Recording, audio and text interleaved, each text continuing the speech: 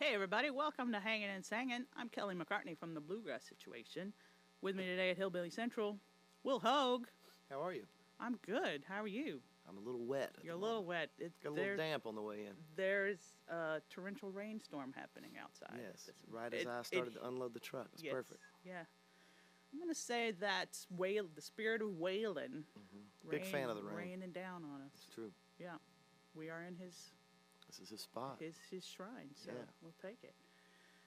Congratulations on your fantastic new record, Anchors, Thank you. out August 11th. Yes. It's so good. I appreciate that. I'm really excited for folks to hear. Yeah. Now, let's go back a few years to tell the story of this record. Okay. Right? So, about 5 years ago, you had that Eli Young band hit. Yeah. Yeah. About 2012. So, there were probably more pros than cons to that happening in your life, right? Yeah, for sure. Nice to have a paycheck. Yeah, real nice. But you kept doing your thing on the side. And I kind of think about, like Lori McKenna, Natalie Hemme to a certain extent, the success that you can have as a songwriter with a country song doesn't necessarily translate to your own stuff, does it? Or what's been your experience with Well, that? and I'm a little different. I feel like both of those, just that you mentioned, though they started as artists, I knew Natalie when she was playing 12th and Porter and stuff years ago, but But she kind of set it aside. But they and Lori too. They were really songwriters. Yeah.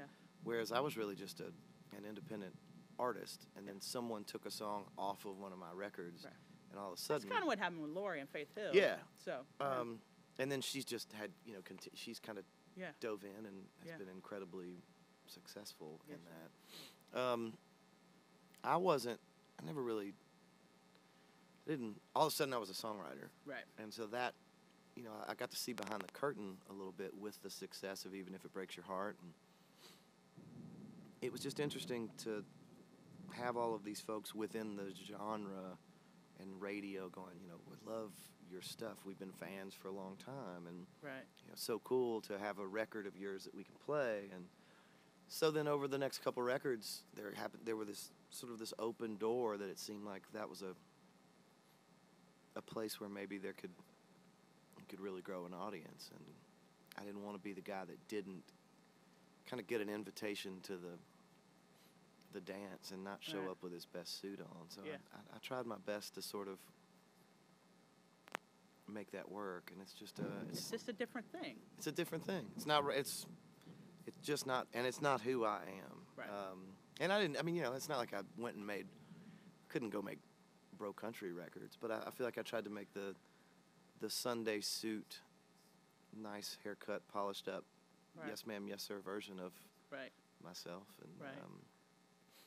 I ultimately just ended up playing music for the folks that I would have played music for Right. anyway. Right. So yeah, Yeah. it was a learning experience. Right.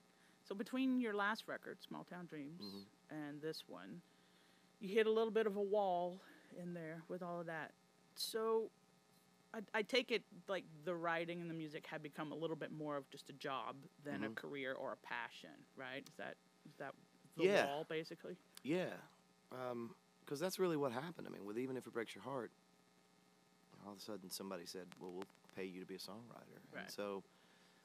And there's still a lot of good that came from that. One, it was a steady paycheck, like you mentioned, and you also, I really did focus on the craft every Right. day. You woke up and you go to write Yeah. songs. Yeah. And just weren't often songs that I was crazy about. There Yeah. were songs there were some really good ones. Yeah.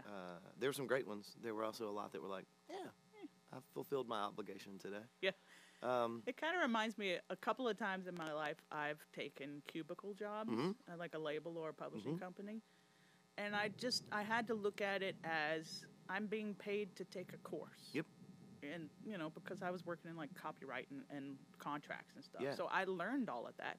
I hated it, but I learned a lot. So I kind of, it's like the creative cubicle basically. yeah, it's exactly right. And so, it's assembly line work in a lot of ways. And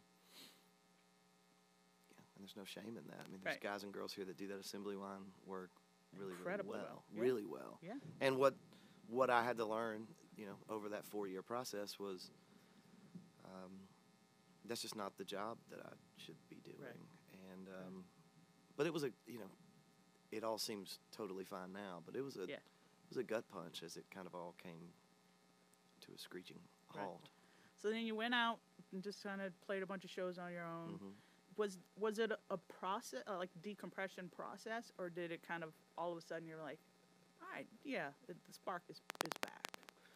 No, there was a process. I mean, there was a really down period for me. I mean, as we finished up, I mean, the Small Town Dreams record is a record I'm incredibly proud of. Marshall Altman helped me make that. We had a great band.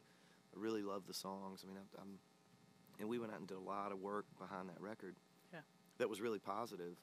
But there was a lot of really negative stuff within the band at that point, which is always hard to deal with. Right. And so at that point, as that was going south, and then the songwriting thing just was not productive and not positive. Yeah, I wasn't even sure if I would or how I was going to even do this anymore. I mean, I really started looking at what would I do for a day job if I was going to do something other than this. Right. And as a college flunk out, I don't have a whole lot of other options. So, I started looking at, could I be a truck driver? Could I do these random other things? And then my kids actually started a band. Right. And that was what sort of spurred me back All right. into it, because I watched the joy and passion that, I mean, they're 10 and 7. Perfect. So it's perfect. Yeah. And it is just, they don't know what they're doing. And Yeah. I watched them in the garage. It's a 3-piece band called the